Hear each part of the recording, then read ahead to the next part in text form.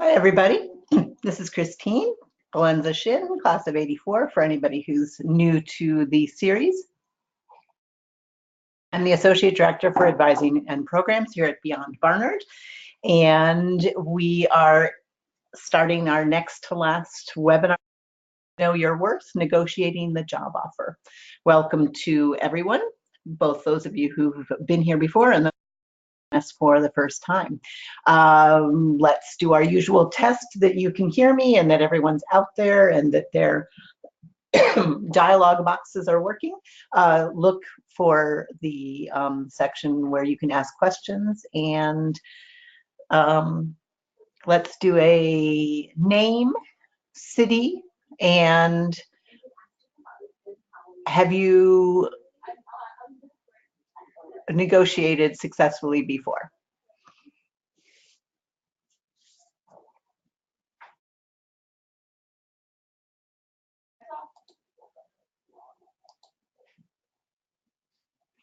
Amy, New York, yes. Zoe, Philadelphia, not yet. I like that optimism. That's great. Angela, New York, yes. Eunice, New York, yes. Good. Lenka in Boston, yes, on a project, not a salary. All right, that's good. That's a good start, though. And I missed somebody else going through. Okay, good. So it's clear that you can hear me. And so let's get going. So today we want to look at researching salary ranges, which is the key to really this whole is knowing what the range is. And then looking at how some strategies for how to handle salary questions early in the process, early in the job search process. And then once the offer is actually made, and then what else can you ask for? And once you're on the job, negotiating raises and promotions. Okay, so as I already said, the research is key. Knowledge is power. The key concept here is market rate. It sounds basic, but it's fundamental to the whole enterprise. The more information you can get about what people make in this job, in this company, in this city, or in this type of work, this field, in this region, the better prepared you are to ask for what's fair and for what you're worth. And then you also need to give consideration to how do your skill and experience levels compare. So first task is to find out the market rate to try and get as sure as possible about what this position tends to pay. And then for people within that position, where do you fall? Do you have, are you new to this level or new to this field or this position and don't have a lot of experience? Are you more in the middle, or are you more at the top? So those are two things you want to look at closely. And if you know, the more you know about that, the better position you are, the more confidently you can ask for the number that's right for you. So two places to do salary research, online and then in person. So I'm starting with salary finders, even though they are somewhat limited. Okay, probably the best known is glassdoor.com, which is a sort of info sharing site. And there are several others that are specifically geared towards this issue. And then on indeed.com, which is a general job site, they have salary information. And then LinkedIn Salary Insights was introduced, I think, about a year and a half ago. LinkedIn, you know, they're the sort of masters of the logarithm, and they are asking companies directly for salary information on jobs, but then where companies aren't providing it, they are asking LinkedIn members. And the way it works, I went yesterday to check this out because I wasn't that familiar with it, is that if you are willing to share your own salary information, they will give you a year of salary insight for free. Otherwise, it's part of the premium package. So definitely worth looking into. I think that I'd say both LinkedIn and then to a lesser extent Glassdoor and Indeed, they're all trying to become sort of one-stop shopping for everything around jobs. But LinkedIn is, you know, I think dominant in the market at the time and could give some, you know, sort of useful salary insights. But all of these come with a grain of salt. They're only as powerful as, you know, what's being shared with them. And one thing that people will find is sort of wildly varying information. So definitely look at more than one site. And then the other thing is you're not necessarily going to find your exact title at the company you're interviewing for. So you need to be creative in your searching or be flexible in your searching. And so if you can't find information for a specific role in a specific company, ask about, you know, sort of change your query to the specific role in a particular city, you know, and just sort of keep, you know, sort of keep looking, trying to get a general sense of where the range might fall. On the nonprofit side, there is a pretty good salary guide that comes out once a year. PNP Staffing Group, it's Professionals for Nonprofits.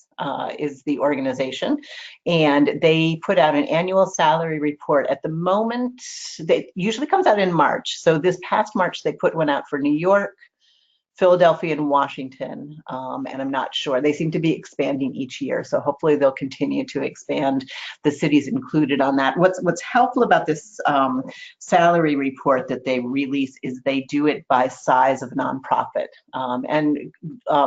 so depending on the annual budget for the nonprofit, they will list various titles and sort of give composite information. And GuideStar.com can help if you are, so if you are working for or applying to a particular nonprofit and you want to find out what their annual budget is, nonprofits have to share financial information. And so you can go on to GuideStar.com and get that info. And then you circle back to PNP Staffing Group salary report, and you can get some information that way. I think how it works, if you go to pnpstaffinggroup.com, you fill out a quick, you give them your name and email, and they email the report to you directly. It happens pretty quickly. And professional associations and trade groups in general often do salary surveys. And again, this can be more helpful than the general online salary finders we mentioned up at the top, because there's a trust and a sort of security and some privacy measures, so that people sometimes are more willing to share their salary information within these groups, and they often release them. So we get, one of our major professional organizations is NACE, which is the National Association of Colleges and Employers. So that's sort of a professional group that covers particularly recruitment on campus and that whole intersection between career development and employer recruitment.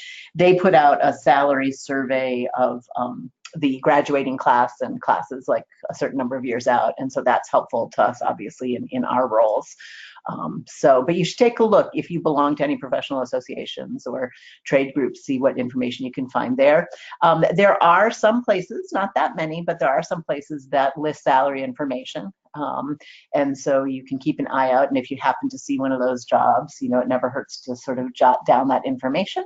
And then the government is required to post salaries and salary ranges. So even if you're not planning on working for the government, you can look at a comparable role, possibly, at usajobs.gov, and that can help give you a little bit of a benchmark. As should be becoming clear, this is not an exact science, but the idea here is to, you know, do your research and see if you can get a sense, see if you could at least give yourself some context, some sort of ballpark for beginning to figure out what to ask for. And then there's people, all right, which is a very important resource as well.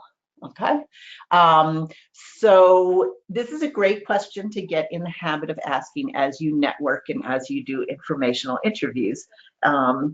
our culture in particular is a little funny about talking about money and about how much you make. And so that's why I gave you some suggested prompts for how you can bring this up. You do not need to be asking people directly how much they make, but asking people questions in these more general ways can be helpful.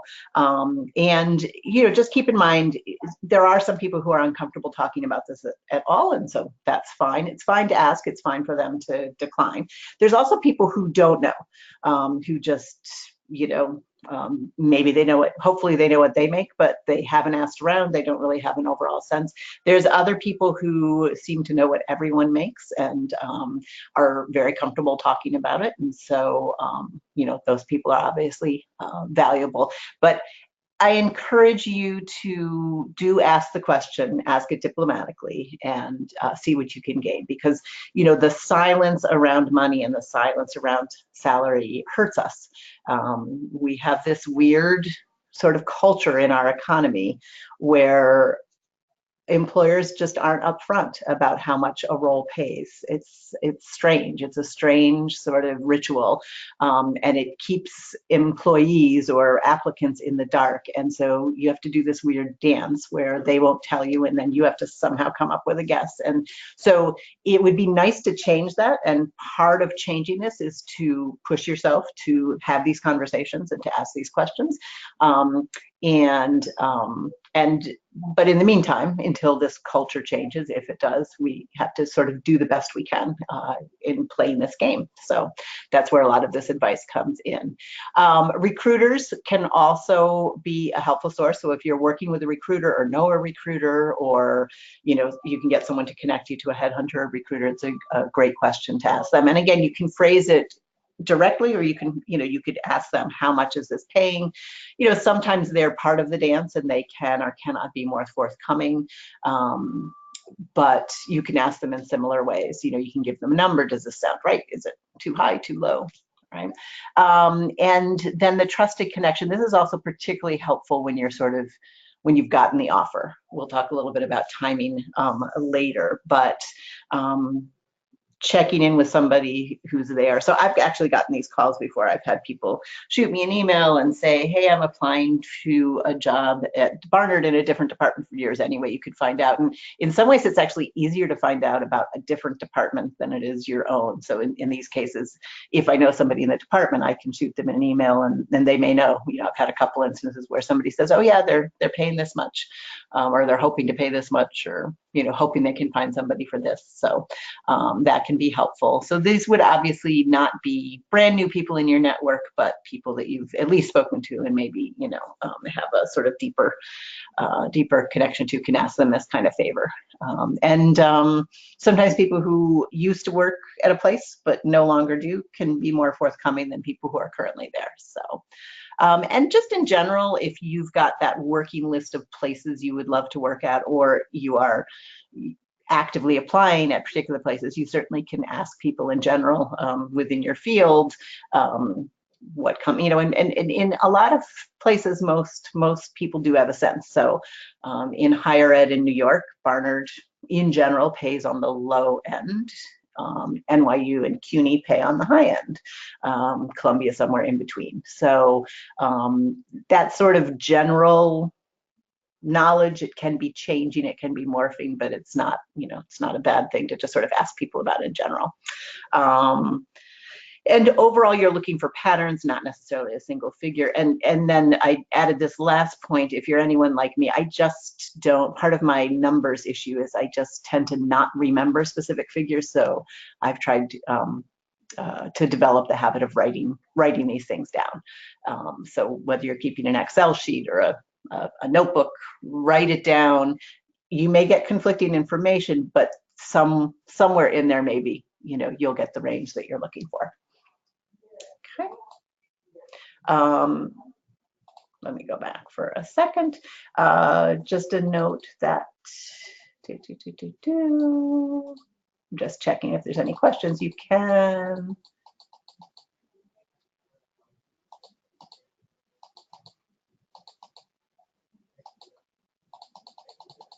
Okay, good. We have a comment from Lisa in Seattle, who says, I find that asking for a range for salary often works. And when a recruiter asks me about my salary expectations, I've been able to ask them if they have a budget in mind, and that has worked for the most part. That's great. I'm going to correct me if I'm wrong, Lisa, but you've worked mostly in city government, and I will say that city government can be a little bit more, or government in general can be a little bit more transparent about this than the private sector and the nonprofit sector can be. But again, if we're going to change the culture around this, you need to ask these questions. And so that's just, I'd love everyone to get in the habit of asking, whether they're talking to HR or the hiring manager or the recruiter, to ask and ask these questions. And even if they're not forthcoming about it, I think that again, being asked the questions over and over again potentially can influence change and more transparency in this. Okay, so then let's talk just a minute about general negotiating principles. So a general sort of negotiating principle is always get the other side to name a number first. And, this is a principle for a lot of reasons. It can be helpful, especially with salaries where, we can underestimate, we can be off on the low side. And so if you can get the employer to name the number or the range first, then sometimes, maybe even often, it's higher than you were thinking, and that can be helpful. Sometimes it could be lower than you were thinking, and that's another issue, which we'll talk about. But there is a general principle of it. So if you are asked in, say, an interview situation, we'll talk about timing in a moment, but if you're asked in an interview situation, it's fine to say, what range does the position pay? I wouldn't say what range are you thinking of, that's what I was about to say, but a little bit more confident, like, well, what's your company's range for this position? And see if they answer. Sometimes they will, and then that's great. Then you can move on from there. Another key general negotiating principle is that you need to go in knowing your walkaway point. What is the lowest acceptable salary to you? And so you really need to think about, how low are you willing to go? Again, you're basing this on the research you've done and the general sense you have of what it's going to pay. But, some people will take a slight pay cut for a sort of better company, but most people want to move up in their salary range. Again, if you're making a transition, clearly, if you're making a transition from the private sector to the nonprofit sector, or from a more expensive city to a less expensive city, you're going to be looking at a salary decrease, and you have to be realistic about that, but also think about that. How much is too little? And you can base this both on your financial situation and what you need to live on, as well as the worth factor. Some people would call it pride, but I think that's a negative connotation. It's knowing what your worth is and knowing what the worth of the job is, like what is that market rate, back to that concept, and making sure you don't go too far below that, or if you do go below that there's a really good reason for it. And then I think, another really important principle is to stay flexible and use your judgment. There's a lot of information out there about salary negotiation. Definitely read different sources and get tips and information, but some of it, as with most career things, is conflicting, and you're going to beware of the zealots on either side, the ones who say always do this or never do that. It can be helpful to read that type of articles. They're often empowering, but you have to be careful with people who are super strong in their opinions, because it's often, negotiating is a nuanced situation. Salary is a nuanced matter. And so you need to use your judgment and not get too extreme. Okay.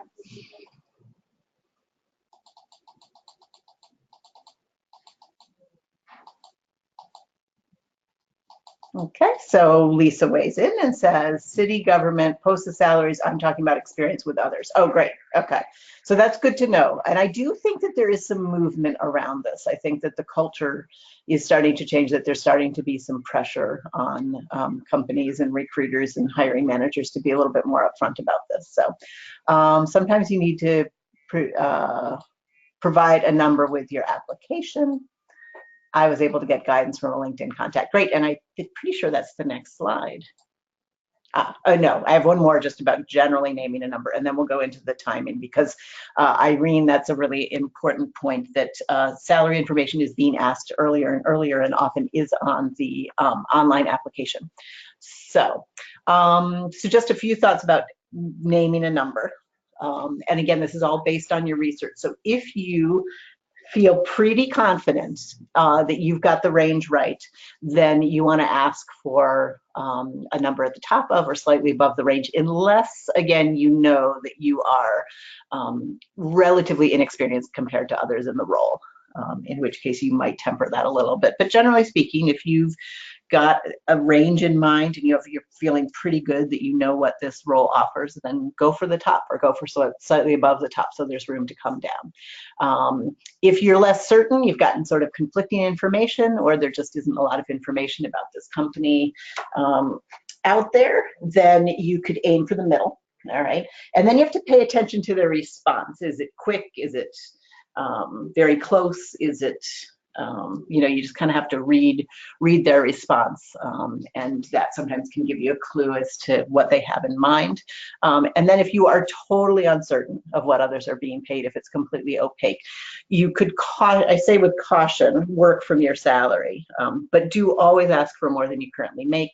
And similarly to the other point, pay attention to their response and you respond accordingly. I say cautiously because there's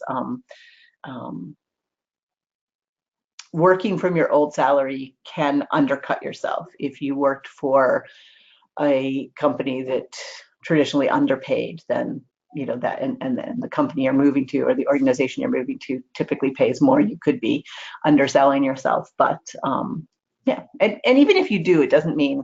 It's interesting. I had a conversation with somebody here at Barnard. She's since left, but she had done a lot of hiring within her department, and she said she gave a couple of examples of relatively new graduates, people who were either just out of college or only had a couple years of experience, who, when asked their salary expectation, like way undercut what Barnard was prepared to pay, like by $5,000 or $10,000. And her point was like, I'm not gonna pay them $5,000 or $10,000 less. And she basically told them, yeah, you're underselling yourself. And I'm guessing that she put them in at the bottom of the range potentially, but I probably depended on their experience. So not all employers or organizations are working from the premise of let's get the cheapest person we possibly can. Often organizations and companies are working from within established salary ranges. They have an internal schedule of salaries and what various titles make. So there's definitely some wiggle room within it, but they're not going to grossly underpay or grossly overpay somebody coming in at a particular level. Okay. All right, so let's talk about early in the process.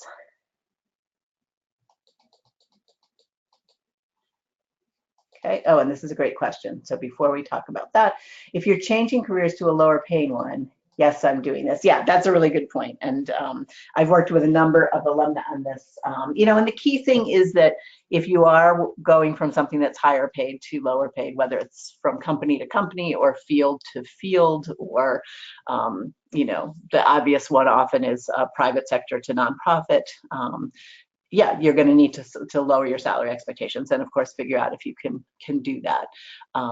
But within your new field, within the new role, we want you to get as much as you can, given that you're entering a lower salary range because of the sector. There can be other reasons other than salary why you want to do a particular type of work. So generally speaking, you want to try not to name a number early on. From a power perspective, you have the most power at the moment when they offer you the job. So in general, you're trying to put off specific discussions of salary until then. So that's one sort of approach to this. But as I've mentioned, identifying your salary needs is coming up earlier and earlier, and has become relatively common in an online application. And so sometimes you can only enter a number, sometimes there's room to enter text, sometimes there's room to enter a range. It really varies on the program. So If you are required, if you can't move on to the next page until you enter a number, I would go ahead and name a number or range if required. And you make your best guess based on your research, all right, your preliminary research. And I think the key thing to keep in mind is that this number can be revisited later in the process. This is really, when companies ask this, they are really asking at this point more for screening purposes than for negotiating purposes. They want to make sure, for instance, that if you are coming from the private sector and they're nonprofit, that you don't have an inflated view of what you might get, that you're not way above what they can possibly pay for it. And so that's mostly why they ask this question. They just want to screen out people who have no clue. Again, I'll point out how stupid this is. I don't know why there needs to be this. I really don't understand ultimately why there has to be this guessing game and why companies and organizations, employers in general, can't be more open about this. But it is what it is. Hopefully it's changing. We'll try and work within these parameters. So my advice always to people is, make your best guess. And then if you move along in the process and salary comes up later and you find out that you underestimated and it turns out that you can probably get more, then it's okay to say that and say, oh, when I filled in that number, I didn't know as much as I know now about the role and about your company and your place in the sector. And so really I would be looking for closer to, and then you name your number. And it can be a new number, it can be a higher number. Right. So again, I just checked on this yesterday. So 2017, when Massachusetts, I believe, was the first state to make it illegal for employers to ask about salary history. 11 and counting states have made it illegal. Although in looking down the list on the website yesterday, I also found out that 2 states, I want to say Michigan and Wisconsin, have made it illegal to make it illegal to ask about salary. So there's been a little pushback on this, but you should definitely check in your state. Just off the top of my head, New York, Connecticut, Massachusetts, New Jersey have made it illegal. Oregon, California, Missouri, a couple of others that I saw, Puerto Rico. So it's a relatively growing number. I mean, we'll see what happens politically speaking, state by state, but a lot of this actually is around the issue of women and salary history, and that it's in general women's salary history, because they tend to get paid lower, that these types of questions, employers asking about their salary history and basing their new salary on that, tends to lead to underpaid women or women being paid less for the same work as men, and that's often the impetus behind changing these laws. But in general, it's part of a push to get greater transparency and it reinforces what I said at the beginning, that salary should be about market rate, your worth, and what the role is generally paid in that company, in that location. So at the moment, the state laws are going in our favor, in favor of this approach, and we'll see if that continues.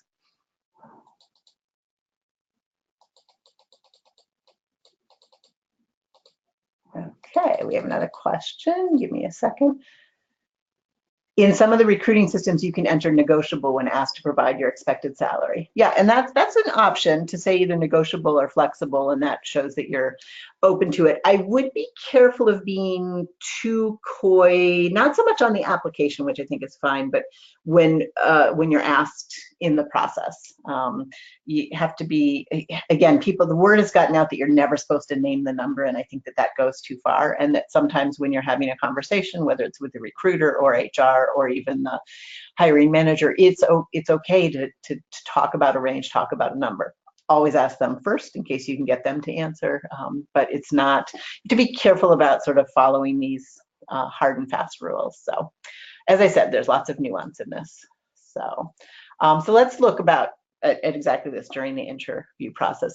If it comes up, if you are asked, say, in a phone screen or in the first round of interviews in general, whether on the phone or in person or over Skype, you just want to, if you have a sense, are they asking for screening purposes? As I mentioned, they just want to make sure that you're on the same page and don't have wildly different, you're not way far apart, or are they negotiating? So if you get the sense that it's a screening question, and you can even ask, that you can certainly name a range, again, based on your research, but add that you're flexible. All right. If you get the sense that this is the opening round of negotiating, you could certainly say that you prefer to wait until you've been offered the job. Say it nicely, but firmly. But they may press, and you can then give the flexible or negotiable answer, or you can name a range but add your flexible. The reason you keep saying you're flexible is you're trying to keep your options open until the final negotiation, when they have offered you the job, and when it's the final conversation, and where you have a little bit more power. So again, you just want to try and get a sense, or ask directly, are they just trying to make sure you're in the same ballpark, or do they actually want to talk salary? You don't want to commit too early on, and especially early on in the process. Another thing people sometimes will say is, I have this range, I'm flexible, but some of it will depend on learning more about the job and learning more about what's involved. So that's also a fine reason to sort of put off the discussion. So, okay. All right, and then finally, negotiating when the offer is made. So this is where you have power, right? If you've gotten generally it's a verbal offer, it might be by email. They want you. They have chosen you as their number one pick.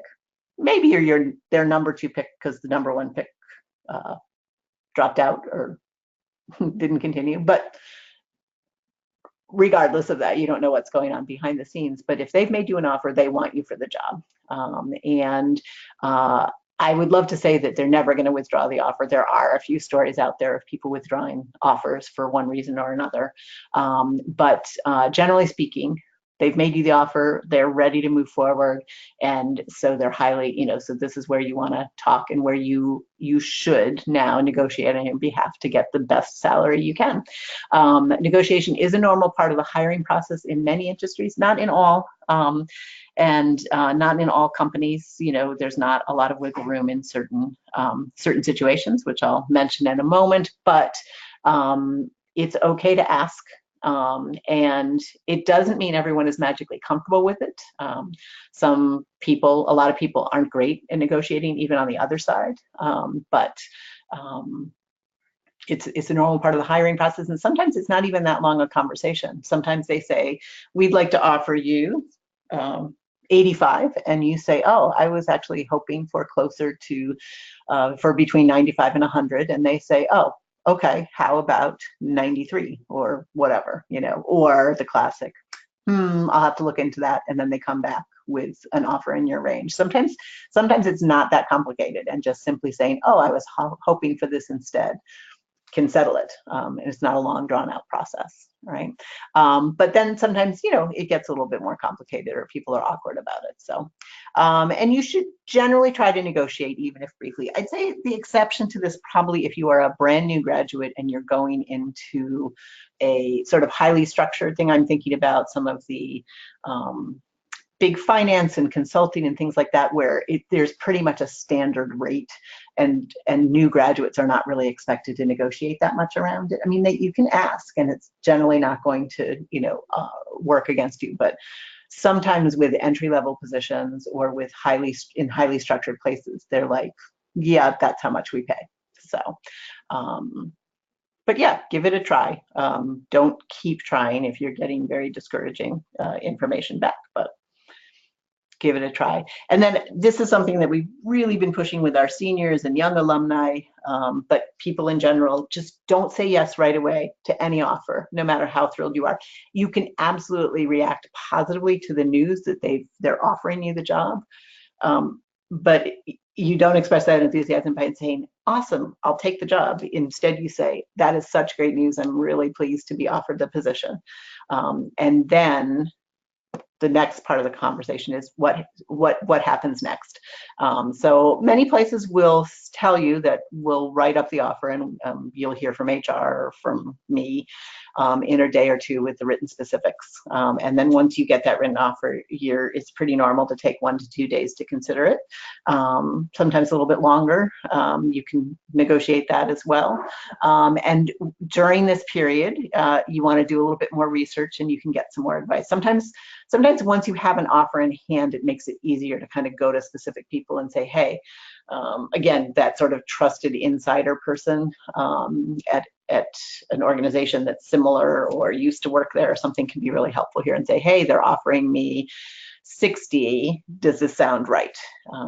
And you also can talk to me. I don't claim to be the supreme expert on this, but I've done this enough times with enough alumni in various sectors and various situations that I can often just give you my sense, give you my wisdom that I've gained on what the parameters are and where you could ask for a little bit more and how to proceed. These things are often time sensitive, so this is one exception where you can email me and say, hey, I have an offer.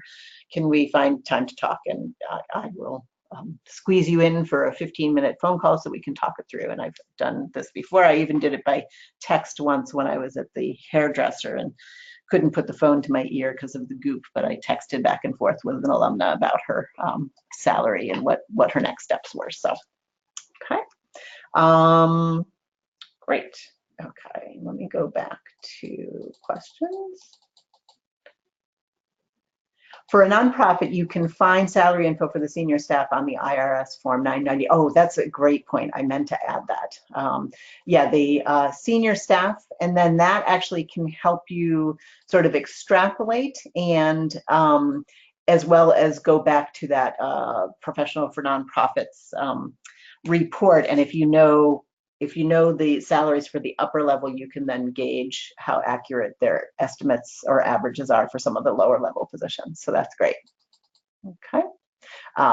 Celine points out you can add the benefits. Yes, that's coming up. I love this. You guys are anticipating my points before I make them. Let me just check on the time. All right, great. So, okay. So negotiating once offer is made, okay. Don't go too many rounds. You want to read the room, use your best judgment. I had friends who were actually negotiating a house and a house price, and it was just, they were saying how it became very clear after, I think, 2 rounds of naming numbers that they were going to end up in the middle. And so they at one point just said, okay, let's just cut to the chase. Clearly we're aiming for this number, and so they settled it. So, and if it's not going your way, if they're not budging, concede gracefully, like if the writing is on the wall. But if you can't concede gracefully, if it just doesn't feel right, if it feels like it's under market or not, they're not recognizing your potential worth, then don't take the job. I know that's hard, but that is, I have had alumna, who I've, sort of talked through this process. And, sometimes there's compelling reasons, even if the salary is not where you want it to be, there's compelling reasons to take it. And sometimes there's compelling reasons not to take it. So, again, every situation is different. Every situation is nuanced, which is why I make that offer to talk it through with you. And then, as Celine points out, there's all sorts of other things you can negotiate. And this is particularly effective if they don't have a lot of wiggle room on salary or have turned you down or had said, no, we really can't go that high. That kind of puts you in a good position to then ask for, say, well, that's disappointing on the salary, but let's talk about a couple of other things which could make it, make it easier for me to take the job at that salary. And so you see this whole list. I'm always asking, pushing people to negotiate the start date. The company always wants you to start right away, as soon as possible. But my feeling is that, if they've gone this long without somebody, it really won't kill them to wait another week or 2 for you. But for some reason, I think women especially are really bad at this. And they're like, oh, okay, I'll give my current job 2 weeks notice and I won't take any break in between and I'll start, you really, there's exceptions to that, but you really don't need to do that. Again, they want you, they've gone through this whole negotiation process with you. You can have a week off in between jobs, all right? A week or 2 off in between jobs. And it's often advisable because sometimes in the new job, there's not a lot of vacation for a while. So think about that. And then you can see other things on this list. I've had quite a few people, especially with, this seems to come up a lot, this the salary review. Sometimes with small organizations or new organizations in the tech or startup industry, this can be effective where things are a little untested. Maybe you're being hired for a new role, or they don't have an HR person and they're kind of feeling their way.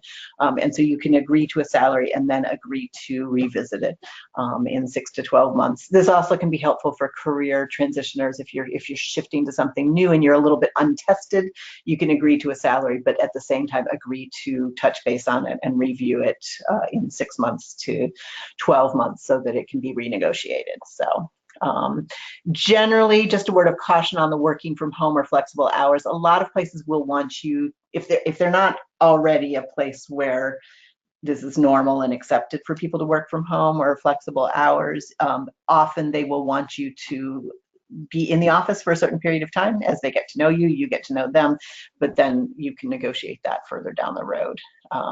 As similarly, support staff can be a little bit tricky to negotiate on the way in, but it's definitely something. And the training and conference opportunities, again, especially if you're in a new place, a new role. I have a colleague that left Barnard a couple years ago who she was pretty happy with the salary, but they were sort of apologetic about it because they couldn't go higher. And she sort of parlayed that into making sure that they, created a budget for her to do some training and skill development and be able to travel and attend conferences. And that was, often those things are in a different budget line. And so organizations have more leeway on that. So, okay. All right. And then once you're in the job, you can, there are going to be future opportunities to negotiate, give yourself a chance to settle in. And learn how to do your job, learn the organization. But as you are settling in, you certainly can educate yourself via human resources or your manager. And it's helpful to know going in what is the process, if there is one. Because I've talked to plenty of alumni, especially in, again, newer places that don't have a process for raises and bonuses, and you have to sort of be proactive. But finding out about performance reviews, et cetera, it's always helpful to sort of know how that works. Are there merit increases? Are there cost of living increases? Are there opportunities to renegotiate if your job description changes, etc.? And then certainly gather salary information as opportunities arise. Again, we want to try and change the culture around this, get people talking a little more. So you can certainly discreetly ask people. Again, it's not a day one question, but as you get to know people and you get to trust people, you can certainly talk salary with them. Workplaces discourage this type of communication. Some places it's illegal to do that, but it happens anyway. So just be cautious about that, but don't let it keep you completely silent either. And then again, I'm giving you, there's other things you can ask for. And this is something to think about, during your first 6 to 12 months on a job is, have you gotten off to a strong start and they've put a lot more on your plate, but not given you a title to go with it or more salary to go with it? Could there be support staff? Is there someone, could you share a support staff person to help take some things off your plate, and again, the professional development opportunities. So in other words, just sort of as you adjust to this new job and as you learn it and start to sort of provide value, as you learn to do the job really well, think about whether your title, your salary, these other benefits are in line with making it easy for you to do good work. Okay. So a couple final thoughts, and then I'll circle back and see if there's more questions. I said it at the outset, and I'll say it again, knowledge is power. I really think the most important thing to know about salary negotiation is to know your worth and know the market rate for a particular position, that most of the rest of it flows from there. It is hard to talk about money. It's hard to ask about money. Traditionally, women are not the most comfortable negotiators, but it's a skill that can be learned. And it bears repeating that it's not always that complicated. Sometimes it's a quick back and forth in person, over the phone, in the email. Oh, I was hoping for closer to this. Oh, okay, let me see what we can do. And then they either say no, and you ask for other things, or they say yes, and everyone's happy. And think about it in terms of asking for what will enable you to do your best work. That sort of goes back to the previous two slides. Salary is very important, but there are other things that make our work easier to do, and think about asking for those.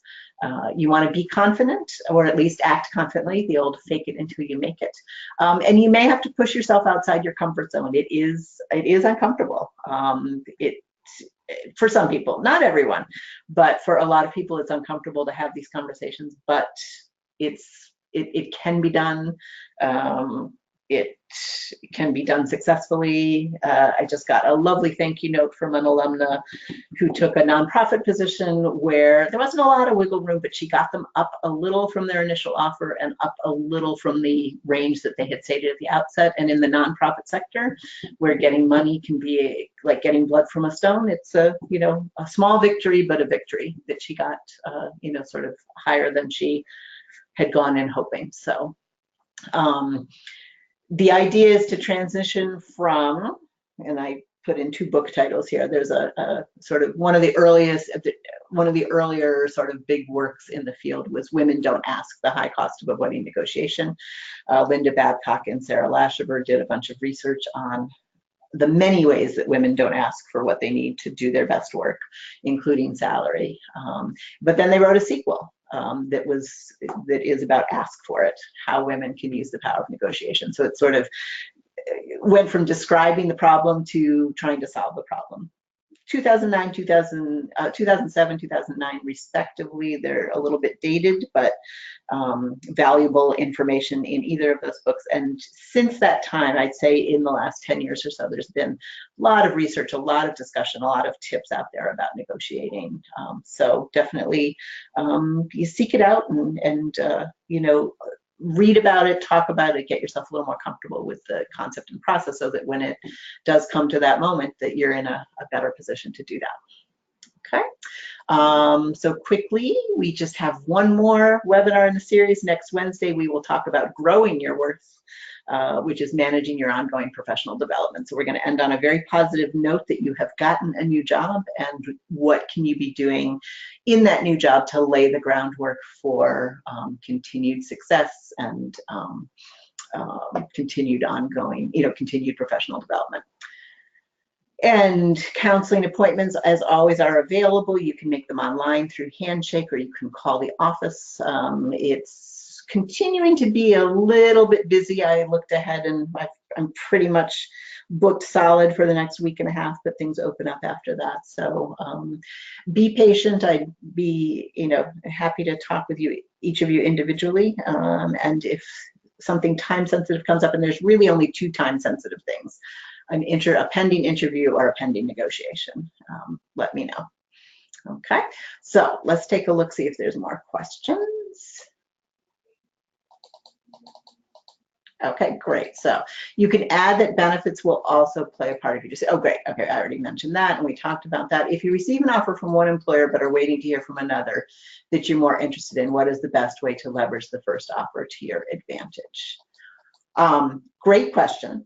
And I'd be a little cautious about trying to leverage it per se, but you definitely can negotiate and sort of manage this. So you've got the offer on one employer, waiting to hear from another that you're more interested in. So yeah, what you want to do is think of it more in terms of pushing up the timetable of the second employer. And so I would, and always be honest about this. Do not fake this. There's advice out there to pretend you have an offer from another place in order to get somebody to move or to increase their offer, and you just don't want to do that. That can backfire if they call your bluff or if they find out later. So yeah, but if you have an offer from one place and you're waiting to hear from a second place, you can just communicate with whoever you've been in contact with and say, touching base because I have an offer from another company, but you are my first choice, and I'd really love to get an offer from you. What is your timetable looking like? And very often, if you're a strong candidate and they were planning on moving you forward or planning on making you an offer, they will in fact work with you and say, and get back to you and say, well, we have one more person to talk to, or we have one more person in the organization who needs to sign off on this. Can you give us 2 more days? In which case you can go back to the first place and say, you know, I need a little bit more time. You probably wouldn't say to the first place that you're trying to find something somewhere else. You would probably say more like, and to consider this or to consult with family. It can be very vague, you know. So sometimes it works out, sometimes it's not. Sometimes you have to make a hard decision, you know, where you've got an offer in hand and the other place is not going to be able to get back to you for a couple weeks, and you're just going to have to decide, can you risk passing on the first place, you know. And again, that's a great time to give me a call or to talk to somebody else, you know, who's, you know, one of your wise sounding boards, and you know, sort of get their opinion, kind of talk it through, and make that tough decision. So okay, so you wouldn't recommend the remote question or work from home at the outset. You certainly could ask about it. It's actually not a bad thing to have asked about during the interview process, just in general, to find out what those options are, so you know, or to do a little research on Glassdoor or otherwise. If it's a place that is very open and everybody works flexibly and you're in remote, then you absolutely can talk about that at the outset. But if it's a place or a role or a team that doesn't have a lot of remote and flexible workers on it, you certainly could ask about it, especially if they're stiffing you on salary, or if they're not moving on salary. You could say, well, I actually had somebody who, it wasn't so much the flexible, but I had an alumna who was moving from corporate to nonprofit, and so they offered her, you know, a lower salary, obviously, than she had been making in the corporate sector. But one thing she negotiated down was she got them to give her that salary, but for 4 days a week. And on the 5th day, she continued to do some consulting on the side to sort of make up some of that salary gap. And they were fine with that. So that was an interesting variation on sort of flex time or remote type of thing. So you could bring it up. Again, it's a nuanced situation, but if you get the sense that remote or flexible work is not part of their culture, they're often going to come back and say, no, we don't do that, to which you could say, all right, maybe we could talk about that again in 3 to 6 months. I don't know. I would be careful of pushing it too hard before you've proven yourself, before you're actually working there.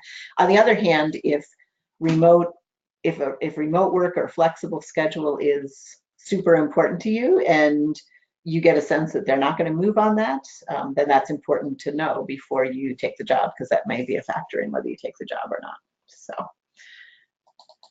don't know if you already covered this, but if salary is non-negotiable, would you recommend building in pushing up the performance review period so that you can get a salary bump?